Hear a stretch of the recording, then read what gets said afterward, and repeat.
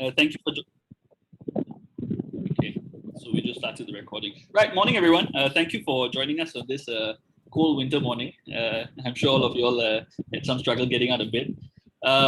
So what we do these Zoom sessions, as often as possible as a way to share, some knowledge and different kind of things about running that many people in the group might be interested to know about. So today we have our Garmin inspector, Mr. Nas, who's joining us and giving a talk on a variety of things. So before we start talking about what he's going to share, we should also mention something about Nas.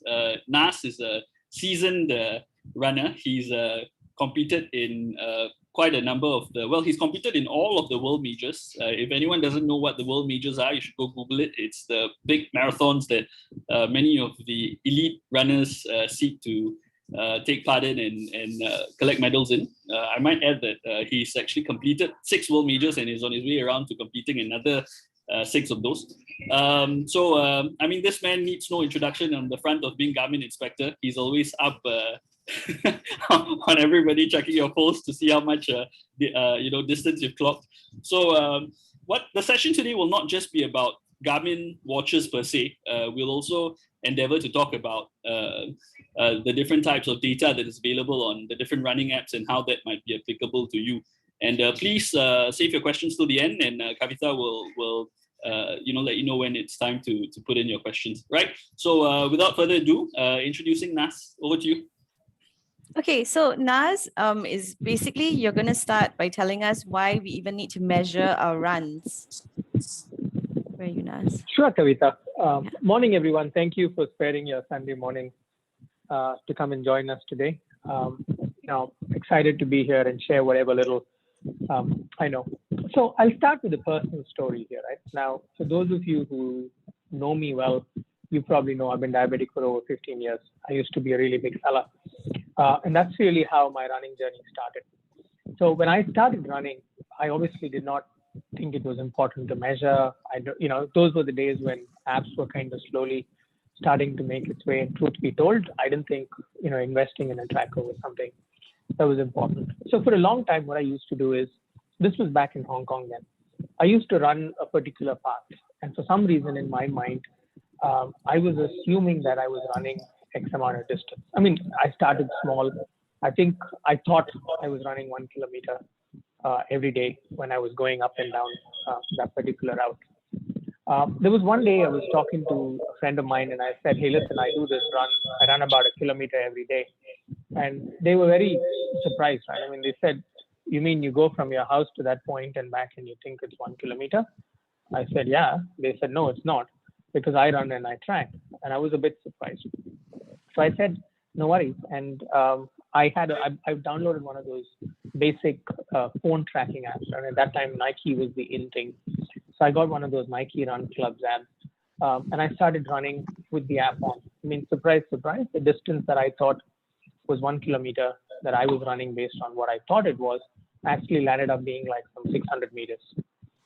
Right. So I was like, okay, so clearly there's some value in terms of measuring what you do. So at least, it's giving you a better sense of what you think you're actually running, and therefore the importance of tracking. So I'll probably stop there, and Kavi, if there's anything you want me to follow up on specifically, we can kind of start from there.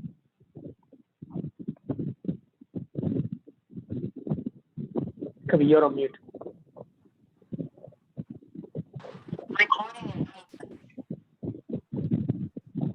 Hi, Nas, I think you can continue. You mentioned about the measuring and you started using the Garmin. Yeah, okay. So I'll tell you my story about how I got to a watch, right? So like I said to you guys, I started off with my Nike Run Plus app. It's an app that I still use. The only reason I still use the app is it has from memory from the first time I started tracking, right? And again, the importance of, at least I've realized what it does when you actually measure. Now, my first watch was actually a Nike TomTom watch. I was in the US. I went out with my sister one day, and there was like a really good deal to buy this big watch. So that was my first watch. It was pretty big. It's pretty big, and I joke about it, saying that if you throw that watch at somebody, you could possibly kill them because it was nice, big, and heavy. Hold on for a while. Sorry, can I just trouble everyone to mute yourselves? Getting some background noise. Yeah, thank you. Okay, so I was saying, so I was in the US and I got this Nike TomTom watch. And I was joking about it, saying it was one of those early watches, but it was one of those really big ones. You can actually kill somebody by throwing it at them. It was quite literally that big. The fun part of that watch was it had a fuse strap, and you had to charge it by actually, pulling apart the strap and putting it into a computer or a USB. Now the watch lasted me about 2 years or so. But interestingly, when it started to break and I was looking for a replacement, was one I actually heard about the Garmin. I had not heard about Garmin up until 2014, 2015. In the fact that I had the problem and the strap broke and that I couldn't charge it is really when I went and got a watch. There's even a greater urgency to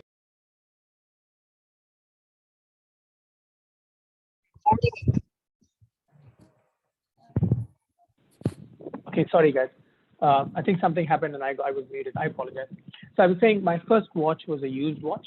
I got a 235 from a friend of mine who was selling it and upgrading it. I paid about $180 for it.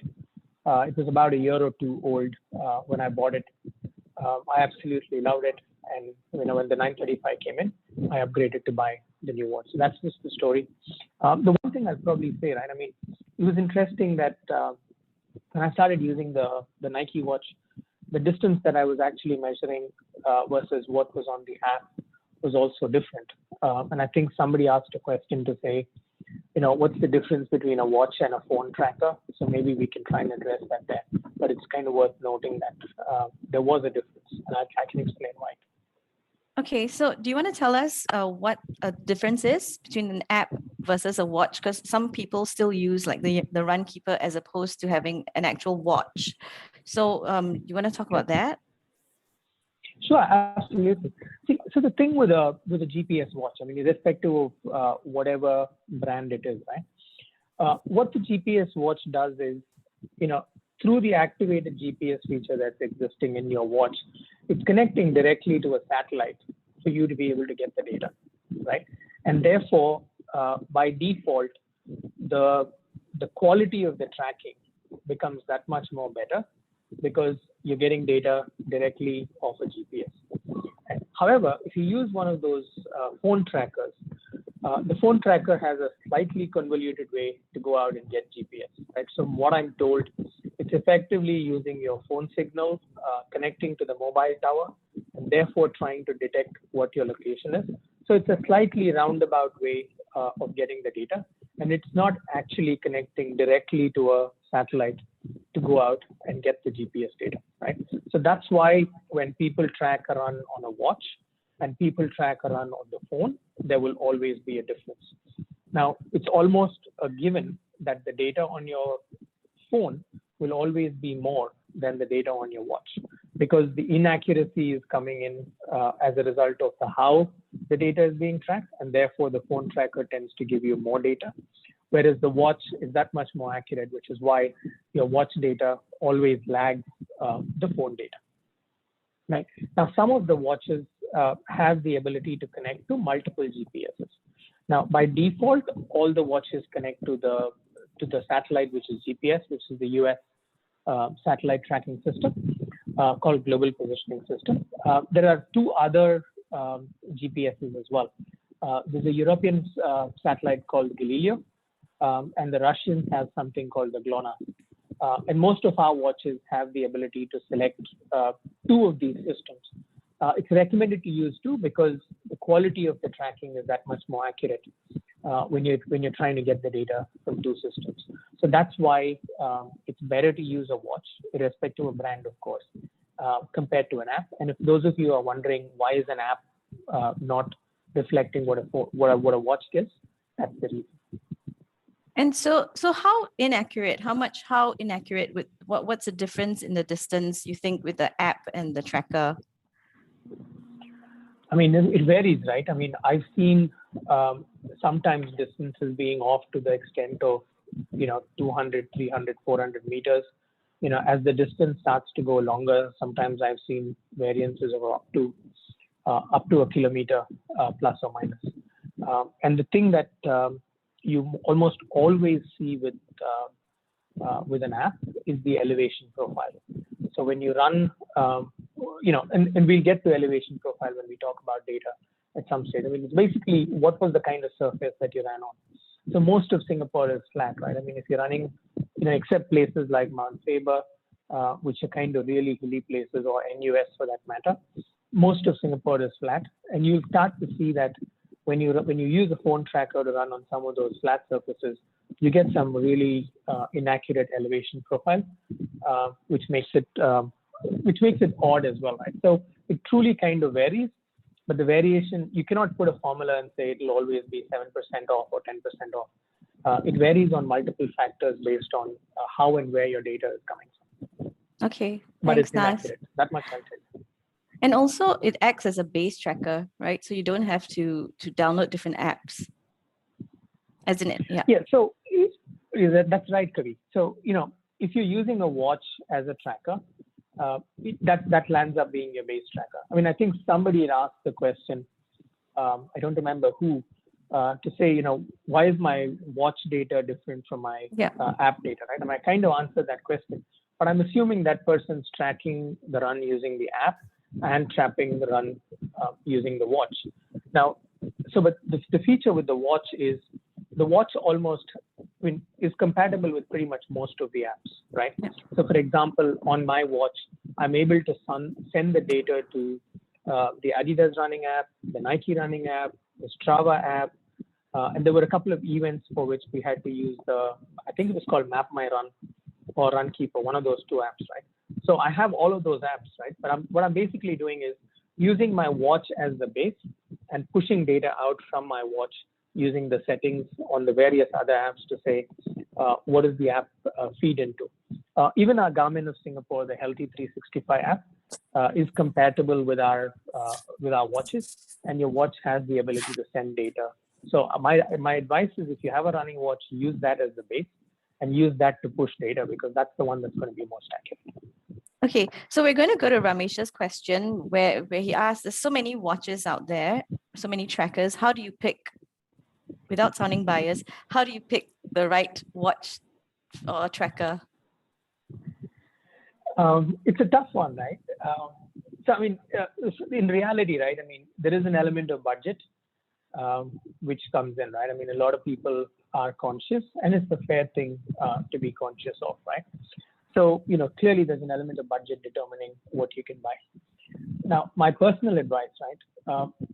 While it's easy and it's tempting to go out and buy something that's entry level, there are a lot of things in life that we've done and bought. With the benefit of hindsight, we'll say, hey, I could have paused. I should have probably pushed a bit more, right? Whether it's a car.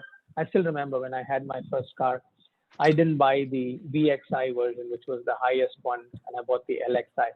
And at that time in India, the difference was some 20,000 rupees.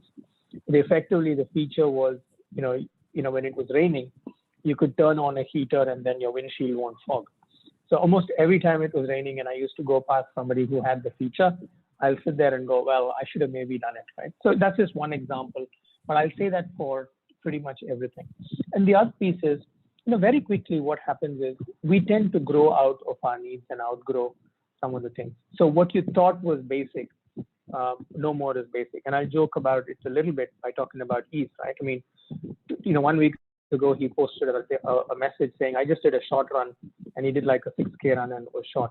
Knowing ease, 6K was never short for him, right? So suddenly 6K has become short, right? So the point is your needs start to change, right?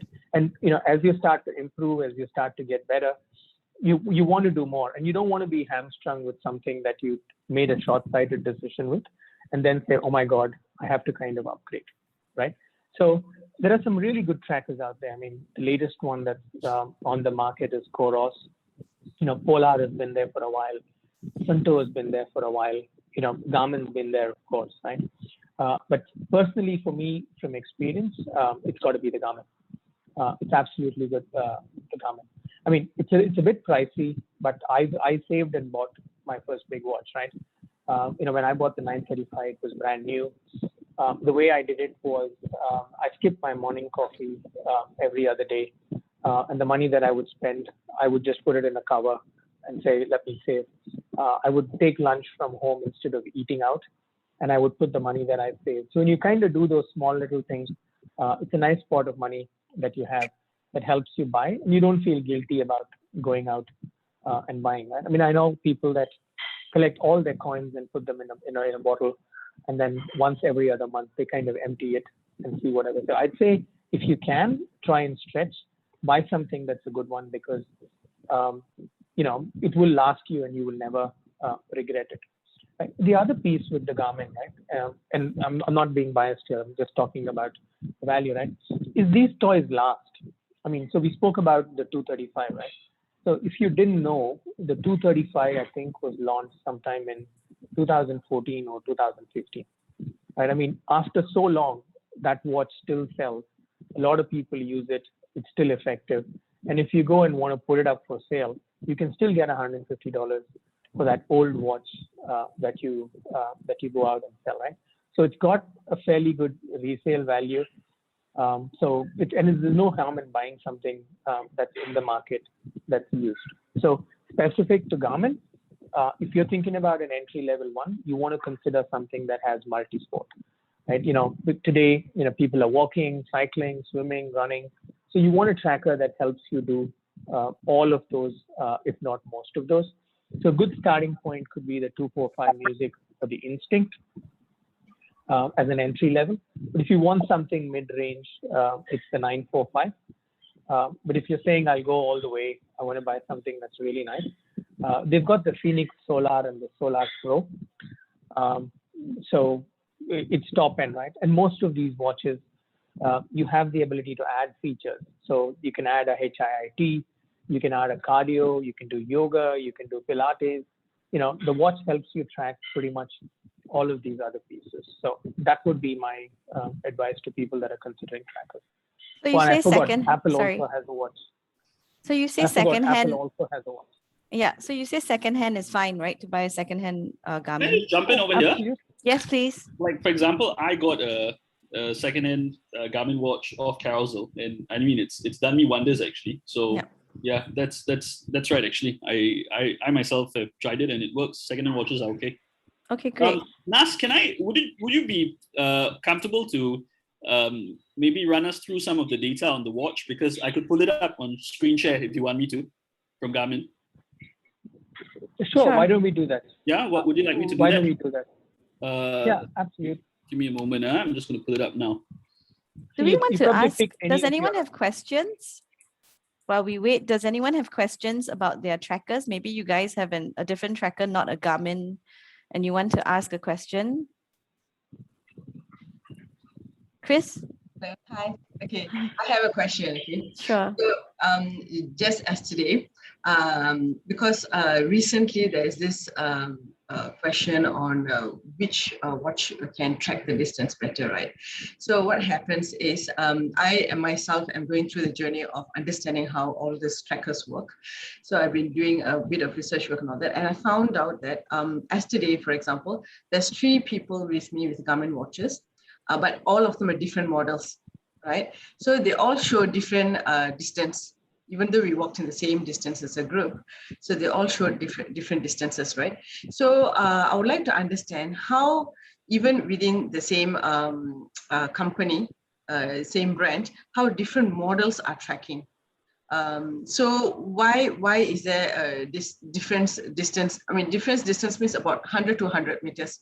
Not more than that. Yeah, which is maximum was 200. It's fair. So yeah. So how does each model is trying to track, and what are the improvements? Because I'm pretty sure that every brand, every time they come out with a new model, they're improving, right?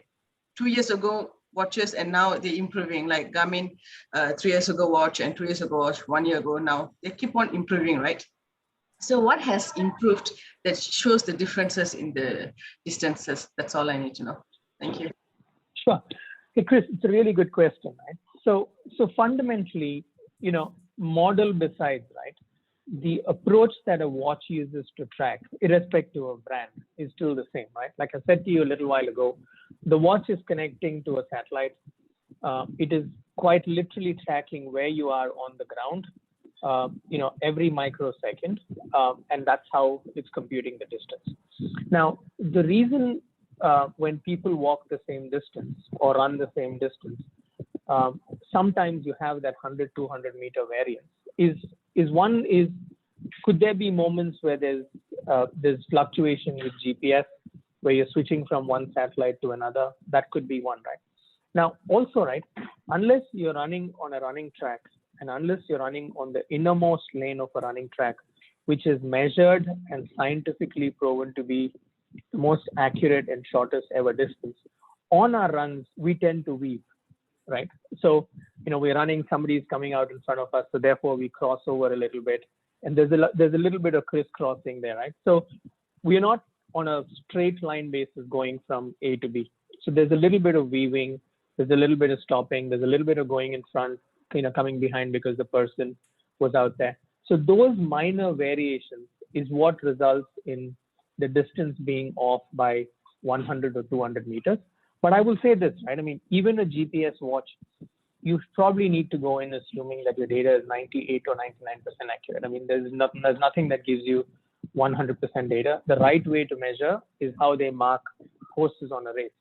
So they basically take a speedometer, they have a stick and a wheel, they literally start and they literally roll that stick over. And that's the most accurate method of measuring distance. But the reason why you have the variation is because of those little fluctuations and the weaving.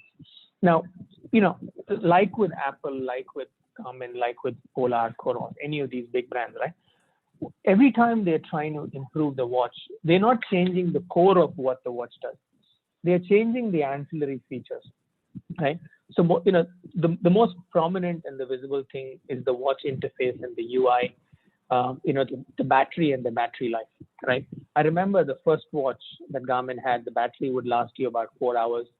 But the most recent watches, the battery can go up to 4.5 days of continuous tracking, right? So the constant evolution with technology, making it slicker, making it lighter, making it that much more efficient in terms of the features and the aesthetics is all the changes that goes on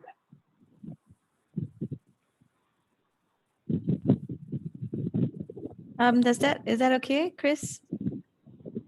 Yes, pretty clear. Because sometimes even when we, let's say we're hiking, and then some of us put us as hiking, and some of us put us as walking. So even that could have affected the distance. So yeah, so there's a lot of factors. Yes, thank you. It's clearer now. Thank you. Okay, so we have the some of the data on the screen. I don't know if this is the screen that you need, but you have a segment where you want to teach us how to understand the data. So is this particularly for Garmin watches, this data that we're seeing? Sure. So listen, every watch gets you almost the same level of data, right? Or for that matter, even an app gets you the same level of data. Right now, it's amazing, right? I mean, whether you use an app or you use a watch, how do you start your run? You press a button, you go start, and then you run or you walk, you finish, you hit a button, and it stops, right? Now, your home screen will give you a summary, right? Invariably, the home screen will tell you this was the distance, this was the time, this was the average pace, and it does some algorithm to give you what the calories are, right? So that's just your basic starting point here, if you will. But normally when you synchronize the data from your tracker to your phone app and you try and open the app, that's when the magic truly happens, right? I mean, there's just so much of information that the smartwatch is giving you. What you thought you were just doing in terms of a basic run, while sure it tracks the run, it's giving you a whole lot of other intel. So let's look at what Ease has here, right? Clearly, Ease has got his half marathon thing that's shown out here, right? So that's great. So let's look at elevation profile, right? Now, if you think about elevation, elevation is your vertical distance gain that you had in the course of a run. So for example, just because I like running the hills, East and I do this little course in NUS where we run 4.5 kilometers. We get about 100 meters of vertical elevation gain, right? So if you run from the bottom of Morse Road to the peak of Mount Faber, you'll get anywhere between 85 and 90 meters of elevation gain, right? That's vertical distance that we have. Now, in this case, East did his run on ECP, right? And we all know that ECP is more or less a flat one. So if you think about this profile that East has here, you'll see his elevation is going from, +1 to -1, +2 to -2. That's fine, right? So it's basically reflecting that. And if you zoom out, East, that summary graph that you saw, is pretty much reflecting a horizontal line, which essentially shows that East ran on a flat track, right? Whereas if East was pulling up the elevation profile of a run that he did with me at NUS, you'll see that this would be up and down, right? Quite literally, it will be up and down, and it'll effectively show you what you gained in terms of total elevation. Now, a lot of people tend to shy from doing hills because it's hard, right? My advice to you, go seek the hills, go out and do the hills, because what is hard is what makes you stronger and faster. When I was training for the majors, I was with a guy called John Fong and Moss Performance. He was the one that was coaching me. And some of you have coached as another company, right? So both of these guys focus on building their coaching profile on the basis of doing elevation profiles. So they ask you and encourage you to go out and run the hills. Now, East, can we just go down? So let's talk about the next data feed. That is pace, right? I mean, pace is fairly, East, let's just stay with the screen, right? So pace is fairly straightforward, right? I mean, it is, what is the average speed that you're going in at a point in time, and how much time do you take to run for a kilometer, right? Now, in this particular case, the average pace that he's had was 7:55 per kilometer, right? Over a 21-kilometer distance. But what this graph is telling you that is he ran that pretty consistently. I mean, there's a little bit of up and down, and that's fine, right? So you can see how he went, 7 point something, 8 point something, 7 point something, 8 point something, as he kind of scrolls through. But it's effectively reflecting what is the average pace that he had at any given point in time, right? And so this is a great data field to look at, because at the end of the day, what we want to do in the course of the run is to try and be as consistent as we can, right? So, we can run fast, we can run slow, it doesn't matter. But the advice I'd give to anybody is, whatever the pace is that you pick, whether it is 10 minutes a kilometer, whether it's 3 minutes a kilometer, whether it's 7 minutes a kilometer, pick a pace that you're comfortable with and maintain that pace, is what I'd say. Now, next one, heart rate. This is an interesting one, and there are just many theories surrounding the heart rate. Now, the best way to get heart rate is to have a chest-based heart rate strap that would synchronize to your watch. Now, most of our watches would have a little flashing green light here below your watch. So it's basically an optical wrist-based heart rate sensor. Now, studies have shown that the difference between a wrist-based tracker and a chest-based strap is between 3 and 5 beats per minute. So it's more or less accurate, if you will, but it's not going to be 100% accurate because you're not getting it off the wrist. You're getting it off the wrist and you're not getting it off the chest here, if you will. Now, your tracker will have heart rate put out in zones. So there's a zone at the bottom which is less than 120, and then there's a 120 to 140, there's a 140 to 160, a 160 to 180, and a 180 plus, right? And you have the ability to define what that threshold is and do whatever you feel is right for you. Because I know some of the guys here, they do heart rate based training, right? And their intent is to keep the heart rate low at a point in time, right? So they want to go slow and low, whereas some people want to be in that orange zone, which is the 160 to 170, and kind of keep it there. Now, I see there's a comment, is it too technical? I mean, sure it is, but what I'm trying to say is the tracker gives you the ability to show how your heart rate was moving at a point in time. So if it's something that's important for you, you can use it to be able to track and measure. Now, the performance condition is just an algorithm that the watch uses to compute what is over a period in time, right? How are you likely to perform based on your heart rate, the weather, and the pace at which you run, right? So we'll ignore that for now. Sorry, But Nas. let's talk about cadence. Nas, I just Yes, before Kavi. you go on, I just want to just address this question by Arvind. He asked, does the Garmin measure the pace? Does the Garmin alone use the pace just as an accelerometer in the watch, or a combination of both, the GPS and the do you see it? So, Nas, to be clear, I think Here, the right? question is, put Yeah. simply, how does a GPS watch measure pace? Is it based on GPS and time, or is there an accelerometer function on the watch that measures pace? Yes. Okay. I don't know if there is an accelerometer, but as I understand, most of the GPS trackers track your position on the ground and measure pace as a factor of how you're moving. Okay, Arvind. I hope that answers your question. Okay, I think he will respond if it's not clear. Okay, we can continue. There's just another question by Hema. I think she's not here. I don't know if she's here, Hema Vadi, but she did ask if the pace is also equivalent to cadence, which I think you're going to speak about next. So I'll let you speak about cadence first. Okay. Okay, so let's just define what is cadence. So we understood what is pace, we understood what is elevation. So what is cadence? So simply defined, cadence is the number of times your feet strike the ground in a minute, right?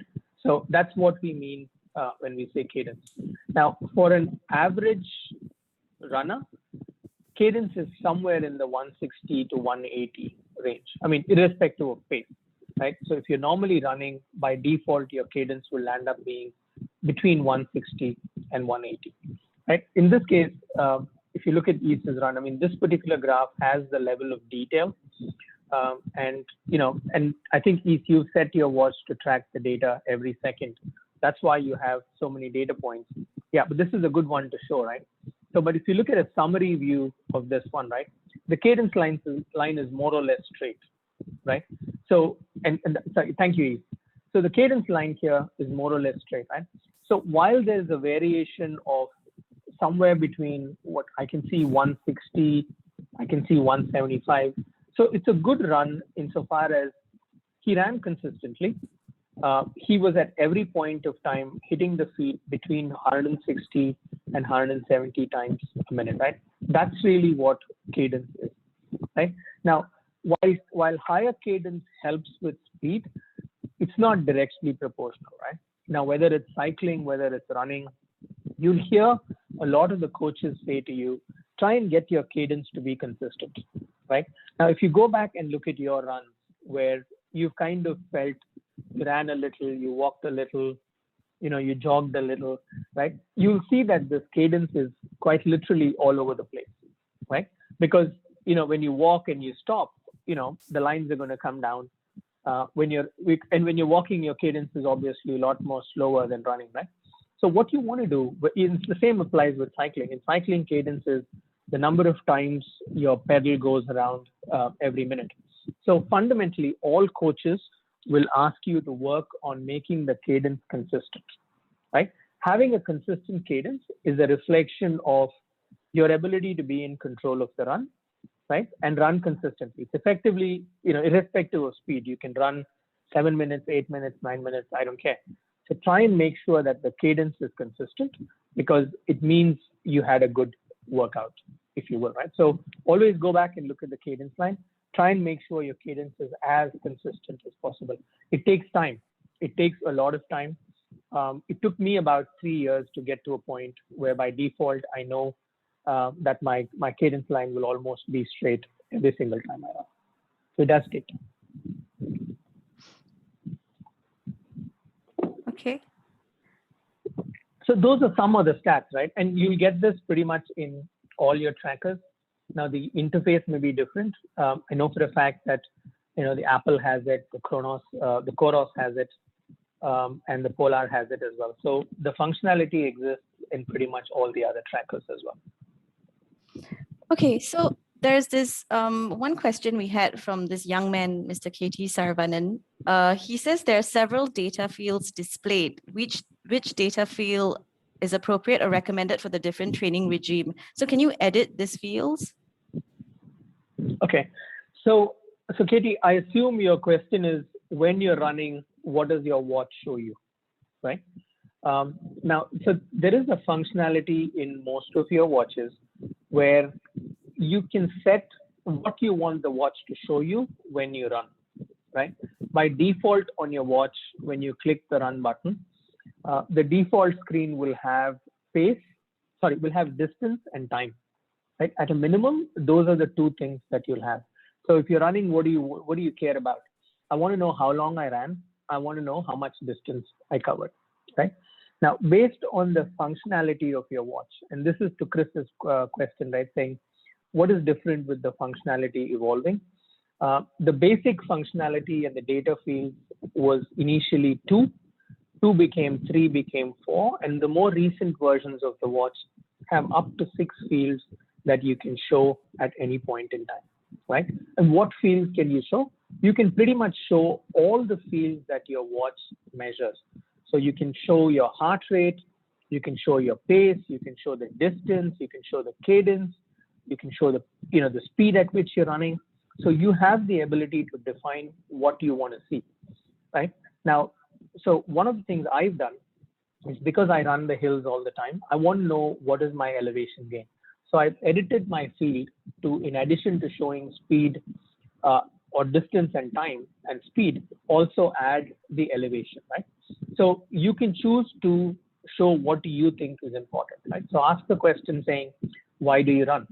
So if the answer is it's exercise, so therefore it's time and distance, right? So however, if you're someone like Vinod, why do you run? Or if you're someone like RMS, why do you run? I run because I want to be fast, right? So what do you want to see? You therefore want to see what is the pace at which you're running, right? So therefore you put your pace in. If you're someone like Indran, right? He's always looking at heart rate because he's a big proponent of heart rate based running. So for him, looking at the heart rate is important, and making sure that the heart rate is at or below a certain number is important, right? So he would have edited his data field to show heart rate. So based on what's important for you, you can define and set it up. Now, the other beauty with the data field, Katie, is you can set thresholds on pretty much all of these parameters. So you can program the watch in such a way to say, I want to be running at a lowest, I want to run at 7 kilometers an hour, right? I'm just giving you as an example, right? So the watch can be programmed to say, if my speed goes above 7, alert me. If my speed goes below 7, alert me, right? It's amazing technology that you can define and customize all those things. The same can be done with speed. I want to run at a certain speed. So if I go above 6 minutes a kilometer, let me know. If I go below 6 minutes a kilometer, let me know. So there are fields that you can set, and there are alerts that you can set. You can do the same thing with heart rate. You can do the same thing with cadence. There's just a ton of things you can do. But it's effectively, you can set to track when you're running whatever the watch is measuring. Okay. Thanks, Naz. The other question that Mr. Kale had was, does the Garmin provide distance markers on the route map just like the Fitbit does? Okay, so there are two things you can do. So the watch is fundamentally designed to track distance as you run. So in its basic form, when you click the run button and run, the watch was programmed to beep every kilometer. Right. So by default, it won't. So that's the distance marker that the watch is telling you. However, there's a feature where you can create a course and you can load the course onto your watch, and then you can run the course. So when you're creating the course on the app, you can design the course based on the distance, and you can put all those markers in. And that way, because you're running a course that you created and you're putting onto the map, you'll be able to show it. But by default, all it does is tracks the basic distance. It doesn't necessarily show you or track, I don't know what functionality you're referring to in Fitbit. So if you think about an example when we did something like that, this was about a year ago now, right? Indran had a run planned for us at Seletor. And there's one particular loop there which looks like a unicorn. So he basically plotted that whole, it quite literally, it looks like a unicorn. And the horn on the unicorn is actually the Yishun Dam going up and down. So he actually plotted that course for us and he invited us over. We started from his place, ran that entire distance. Some of us actually put that course onto our watches and it was helping us from a navigation standpoint. So that's the functionality that the watch gives you. I don't know if that answers the question, Kalasa. Hi, Nas. Thanks for your answers. My question was actually, for example, when we run East Coast Park, okay? If I were to run from the starting point Kapak B1 until the say NSRC, it's about 10 kilometers. So if I run with the marker shows on the map at 10 kilometer, where was I? I was able to see it was as NSRCC. So when I run the next time, I know without having a map or without having a Garmin watch, I can still run the same distance. At that, if I stop at NSRCC, it's 10 kilometers mark. That's the idea of why I want to. That's why I am asking, because in Fitbit, when you download when you see the map, it shows exactly which kilometer were you, and where is the point on the map you are at that kilometer. Sure, Kalasa. Yes, it does, right? So after you do a run, if you click back and zoom into the map, you will be able to track. There is a functionality and there is a particular view whereby you can go out and see every single kilometer on the map. That functionality absolutely exists. Okay, thank you for the answer. I got one more question. Just now it was a mention about different Garmin watches. I mean, same brand, different people using, and the distance trackers are a bit different. I understood your answer when you said because sometimes people cross by you, you do a little variation, the distance will be a bit different from each other's. That I accept, but I can't accept the fact that just because I load it as a hike and I load it as a run, that makes a difference on how the Garmin tracks. Because I think Garmin tracks on GPS, so it's not matter whether I put it as a run or a hike. Because I think there's a case recently we had in our WhatsApp where somebody drove his car and the distance was speeded up all the way. Correct? I think you can recall that. So it's not matter what I load on the how I label it. It's matter of what actually was tracked. See, so you're right, Kalasa. I mean, so the point I was trying to make to Chris was trying to address why is there a variation in distance, right? There will be a variation in distance because of how we walk, how we run, where we walk, where we run. And a plus minus 100 meters, is it going to be a game changer? Answer to the question is no. Knowing in that every tracker is at best 98 to 99% accurate, right? So I don't disagree there, right? Now, I haven't tested a run versus a walk and what the difference is, but you're probably right. You know, if the tracker is designed on the fundamental basis, it's tracking your position in relation to a satellite that's looking at GPS, there should not be a difference. Ideally, there should not be a difference, except that minor variation based on the course you charted. Nas, I think just to add to that, I think it also depends on which satellites you are connected to as well. I think you mentioned earlier there are 3 satellites, GLONASS, Galileo, and GPS. It might be worth checking which of the satellites the watch is connected to. It may be that all 3 are connected to on one watch, and another watch is only connected to one satellite or 2. Those actually also make a difference overall in the larger scheme of things as well. Okay, so we've got like about almost 10 minutes left. We have one last question before we open up to everybody. The question is there a feature or in the watch that is underused?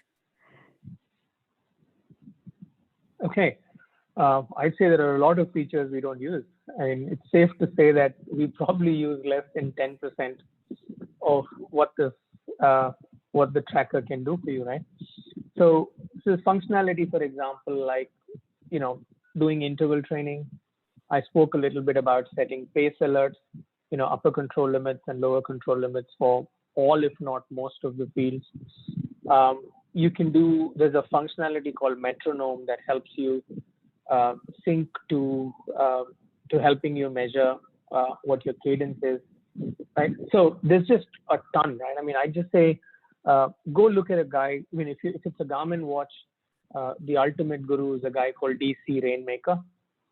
He has reviewed on YouTube pretty much every watch that has been produced by Garmin from a feature standpoint. Usually the video is between 45 minutes and an hour, and he pretty much explains in a level of detail what all of those functionalities and features are. I'm pretty sure there are similar reviews for the Polar, the Sunto, the Apple, and the Coros as well.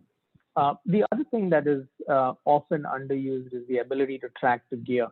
What I mean is, runners, our most important tool is our shoes. So there is a functionality for you to measure. I mean, you obviously load it on your own, right? I mean, you can define what are the shoes you have used, and at the end of every run, you can go and select what shoe you used. It helps you measure the mileage on a shoe. And at some point, if your shoe is wearing out based on distance, I think some of that features out there. I'd say 99% of the time we are using just the basic features. There's so much more that the watch can do, especially things like alerts and the training features. Those are just invaluable as we start to get into it.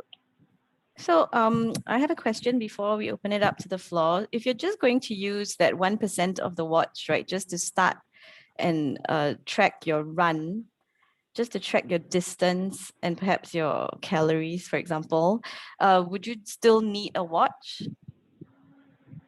Great question, right? I mean, so I personally realized the value of investing in something, looking at the data and using the data to make me a better person, right? So when I started to run, I could not run more than 500 meters, right? Today, I can run a half marathon without stopping. Now, how did I get here? I got here because I tracked something, I kept looking at it, and I went back to say, okay, I want to improve on this, I want to improve on that, right? And likewise, pace, right? Now, today, I can run at a 6 minute per kilometer pace comfortably over a distance. And if I'm pushing myself, I can run faster on a shorter distance, right? Now, all of this is, in my mind, a factor of being able to go back and look at the data. And all my coaches over the years have honed in to me the importance of looking at cadence at the end of a run, right? Like I said, our needs are different, right? Absolutely, our needs are different. Now, I wouldn't say 1%, I'd say 10% is what we use, 90% you have. So the idea is to get you to start looking at the data after the run, getting curious to say, why is it like this? And Ramesh and I have had a few conversations in the past where after a run, we go back and we discuss, hey, well, I got this, why did you get this? So it lands up creating a bit of a conversation. You get to use the data, understand the data better. And as they say, right, anything you measure, you are able to improve on. Again, whether it's heart rate, whether it's pace, whether it's, you pick what you want, even if it's elevation profile. Wonderful. Okay, so before we conclude, does anyone want to ask any questions? Now would be the time. Before we take a picture. Nasser, can I ask you one more question? Sure, absolutely, sir. Okay, you were saying there's a play to like a kind of indicator when you want to when you reach certain level of your pace or whatever the watch can indicate, right? I mean, like a alert. Is there an alert in the watch to show when you set I want 10 kilometer and it alerts me when I've done 10 kilometer so that I don't shortfall and my last inspector come after me chasing for my short distance?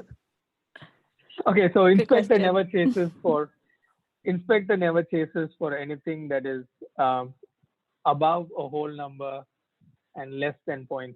Inspector gets upset only when somebody goes 0.7 and above. I'm like, you come so close, why can't you finish it and round it to a whole number? Yeah. So, and that's only for fun, right? And that's because most of your events are round numbers, right? I mean, we train to run a 5K or a 10K or a 21K or a 42K. So that's just us having fun saying, why did you leave it so close? Yeah, there is a distance alert feature that you can set as well. Like I said, you can set, if you, and I'm happy to have a separate conversation with you, Kalisa, to say, how do you set all those alerts, right? When you go to the alerts piece and scroll down, you can set for anything that the watch measures. That's the fun part of the tracker. Anything that the watch measures, it can alert you. Okay, so Thank I you. think we would need like another Zoom for Nas to just go through all the features like one by one on how to use them. Any other questions? I think Chris had a question. Chris? So there is a lot of it, because now in this era, a lot of information are collected by a lot of media, right? So and when I see Garmin, when I see a lot of information being collected, it makes me very insecure. So, and especially when it's connected to an Android phone, or when it's connected to a phone, regardless of which phone it is. So how are this information kept secure? Because, you know, from heart rate to sleep pattern to everything is being collected from us. So You're right. and it's to You're right. this much of precision. So how are this information being securely kept? And especially when it's connected to some of the phones where Google or anyone else can have access to such records. How secure is it? That's what I want to know. So it is as secure as the faith that we have in our bank accounts and the fact that we put our passwords on our phones, right? I mean, so, you know, these guys, you know, whether it's Coros, Strava, Garmin, Polar, you know, these are big global brands, right? So, you know, they give us a level of assurance and security to say your data is secure with us.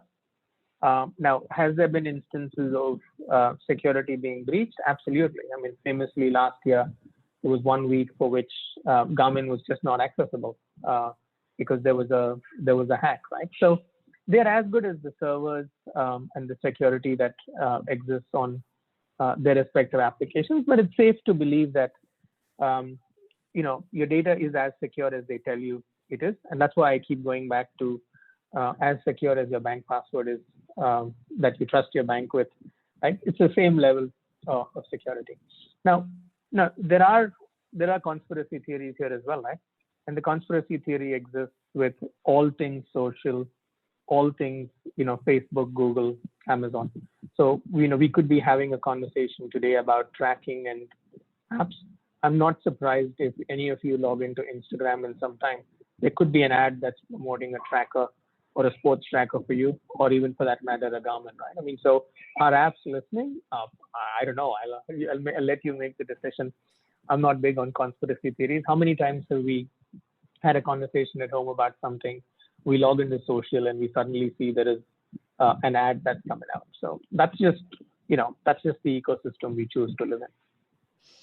Thank you. Thanks, Chris. Yeah. Okay, so Naz, I know we're not going into like what different heart rate zones are, okay, because we have done a Zoom about heart rate running and stuff. But Sarah Vernon Ramaya, I think, has a question. He asks, his heart rate is usually at zone 3, but recently it has gone to zone 5 at 157 BPM for the same distance. Is there a reason for that? Okay, so I'm looking at what I have here, right? So I have my zone 4 defined as 142 to 159 beats per minute. And my zone 5 is greater than 159, right? Now, your heart rate is directly proportional to the pace at which you run, right? If you go and do for like 4.5 minutes pace a kilometer, your heart rate will obviously be higher, right? Whereas if your pace is lower, your heart rate is also lower. That's why if you go back and look at, you know, Indran or Dharma, right? They run at about 7.5 minutes a kilometer, sometimes even 8.5 minutes a kilometer, right? They get the distance going. But if you go back and look at their heart rates are always in the zone 2, zone 3. They keep their heart rates lower. So a zone 2 for me is less than 124. A zone 3 is between 125 and 141, right? There are different theories, right? So if you ask the people that want to keep the heart rate lower over a longer distance and the advantages, they'll give you the same thing. There's also, I don't even know if you guys know, there is a fitness center called Orange Theory, right? Where they feel that the best afterburn from a metabolism standpoint is if you can keep your heart rate consistently in the orange zone. So you want to be in the 140 to 159. So there are different theories that are out there. And I'm not in the business of recommending what is right for you because it's a personal choice for all of us. So based on what you subscribe to, you want to figure out where you go. Now, if you feel that your heart rate is not accurate, given this is a software that is using to track it, Sarah, the best thing to do is to use a cable and update your software. More often than not, that would fix any variations that you have or inconsistencies you have in terms of getting data. If you continue to have a problem and if the heart rate is important for you, try pairing up with a chest-based heart rate, because that is going to be absolutely the most accurate. It's pretty inexpensive. It's a little band with a piece that you put right at your chest when you run, and it synchronizes to your watch, and the data is that much more accurate. Tara, is that good? Okay. Any other questions? Kavi, I have a question. Sure. Nas, amongst us, we've got runners of all abilities, right? We've got recreational runners, runners who are a bit more serious and all. Particularly in that category of runners, people who are training to run a particular distance faster each time and clock a new PB, personal best. We hear that being mentioned every now and then. Now, in that context, there is a stat on a tracker or a watch where I think the time is measured as moving time as well as elapsed time. So sometimes runners tend to get confused because they've done a run and they look at a moving time which looks like it was faster than an earlier run, and that might well be perceived as a PB. Sure. But if you look at the elapsed time on the tracker or the watch, the elapsed time may be a lot longer and maybe slower than earlier run. So that there's some confusion as to what to make of a moving time and an elapsed time. Just your thoughts on that. Sure.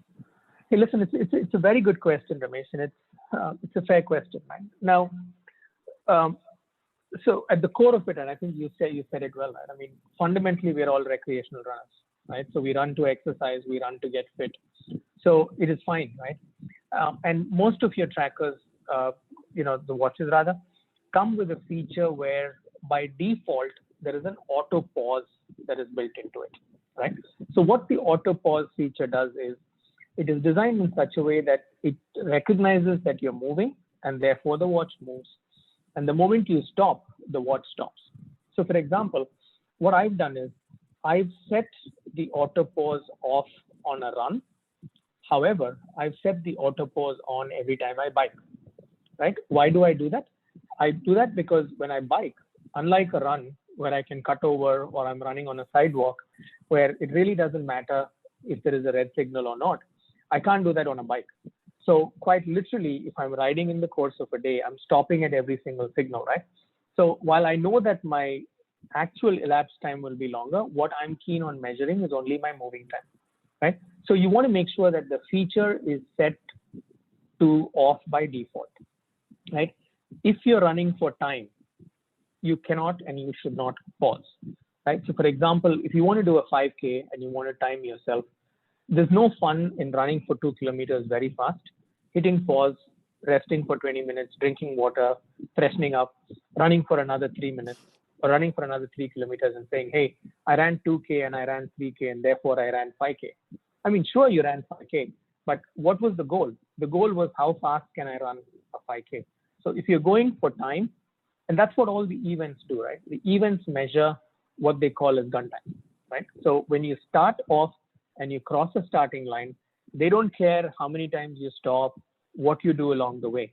What the events measure is when did you cross the start line, when did you cross the finish line, and it's the difference between those two. So which is why when you run all your events, they don't care about what happens in the middle. You can stop, you can drink water, you can talk to your friend, you can stretch. There are people that are giving you, pain rubs. All of that doesn't matter. So if you're tracking to run a certain distance and a time, you should not hit pause And to say that you paused, who are you? What are you trying to do? You're trying to give yourself a notion of who you are that isn't actually actual, right? So if you're doing an event, whether it's 5K, 10K, 21K, 42K, don't hit pause, right? When do you want to hit pause? If you're doing a Sunday LSD, so we run, we go out, we wait for our friends. There's a sunrise that's happening. We want to take a picture. Halfway through, we want a groupie. Kavita will tell you how to take pictures on a run. It's perfectly okay. Stop, take pictures, goof around. We should have fun. We should absolutely have fun. However, to do the same thing and claim that you're getting better, I mean, sure, you're getting better, but you're giving yourself a false sense of belief that you're faster than you actually are if you're using the pause feature. So that would be my advice, Ramesh. Is that okay, Ramesh?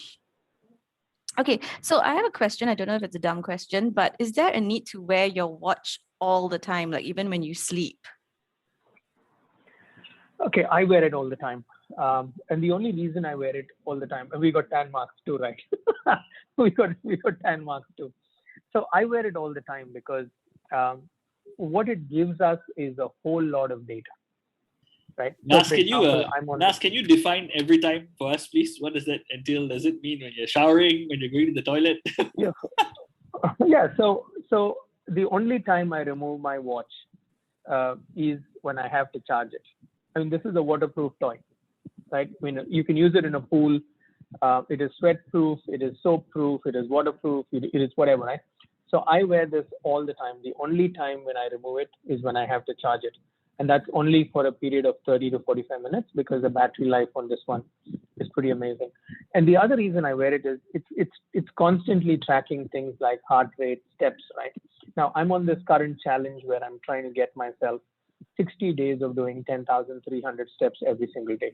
So I don't want to lose any step. So even if I don't run, even walking up and down the house 20 times, it's capturing that activity, right? And so if you want that data to be captured, and again, it goes down to what are you trying to do? And I want to be able to look at the data and say, what can I improve, right? I want to know how many steps I took. I mean, I felt very proud of myself yesterday because I had some 27,000 steps in the day, right? Now today, what can I do? How can I beat the 27,000 and how can I go to 28,000, right? So it's a good thing to have it if the data makes sense to you and you want to track it. I know equally a lot of people don't use it except when they do a run. So it's really up to you, but if you use it, you're going to get more data, is all I'd say to you. Okay. Any other questions? Everyone? No questions? So there's a heart rate zoom that's already been done, right, Ramesh, or is? Yeah, so there is a whole Zoom about heart rate running that's been done, which we can repost if anyone has more questions about that. Otherwise, if there are no more questions. Nas? Yeah.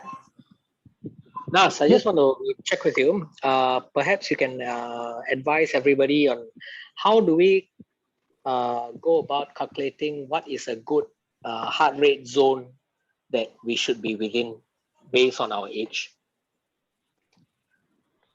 Okay, so there is one theory that says, I don't know if it is 160 or 180 plus your heart rate minus, 180. plus your age minus whatever. What is that rule, Ramesh? The Maffetone formula is 180 minus your age.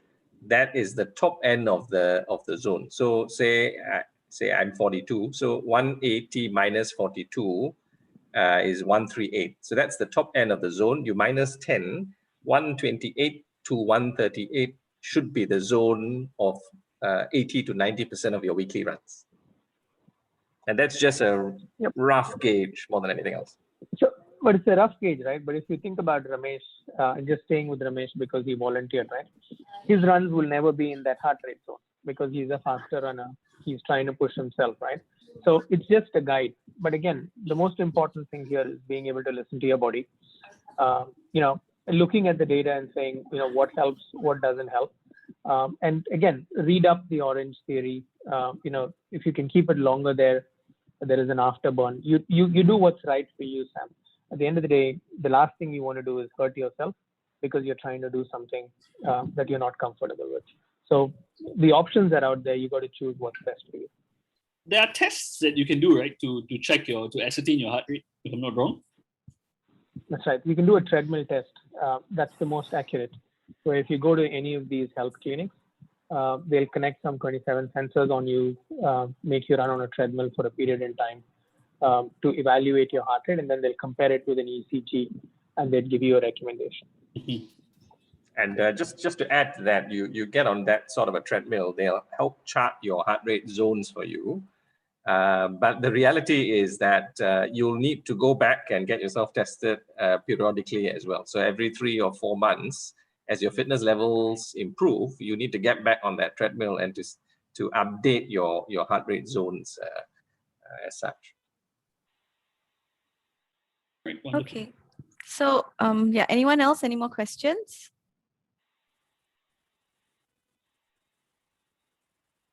Thanks, Sam. If there are no more questions, are there any questions? You can actually put it in the chat if you're too shy to speak up. Alternatively, you can always reach out to Nas personally as well. I'm sure he'll be happy to take all your questions on board. More than happy to. Yeah. So if not, we would like to thank Nas, our Garmin inspector, for this wonderful session. I think he's a wealth of knowledge, and you guys can actually, I mean, if you want a separate Zoom on how to use your data fields and stuff, I mean, you can actually put in a request to anyone here. Otherwise, before you all go, can we take a picture for our Facebook page? So we have 2 pages of, I mean, there's a lot of people. So we're going to, before Is concludes, we'll take a picture. Can we get everyone on cam as If well? whoever can be on camera, yeah. Just to give you guys a count, we've got 34 participants who actually joined this Zoom session, so that's quite a good number. Actually, Hi, Kumuda. we were at 38 just a couple of minutes ago, actually. Okay, some people dropped out. Okay, yeah, they dropped out. Okay, so if you can have your cameras on. I'm taking a picture of my phone. I don't know if any one of you taking a picture. Okay, ready? I'll take a screenshot. So I take a screenshot. Yeah, the rest of you, can I trouble you to turn on your cameras? Sorry. Thanks, guys. Wonderful, wonderful. Okay. Thanks, TMR family. Smile. Okay. So 1, 2, 3. Okay, hold on. I'm going to jump into the next window. Okay, can everyone turn on your camera here as well? Thiru, Tiagu, if possible. Indran. Okay, I'll do a quick one. 1, 2, 3. Okay, lovely. Thank you so much. Thank you. You guys are awesome. Thanks, Thanks, everyone. Have a good Sunday. Good Bye stuff. Thank Thank you. you. Thanks for the Bye. session. Okay, Bye. thank you, everyone.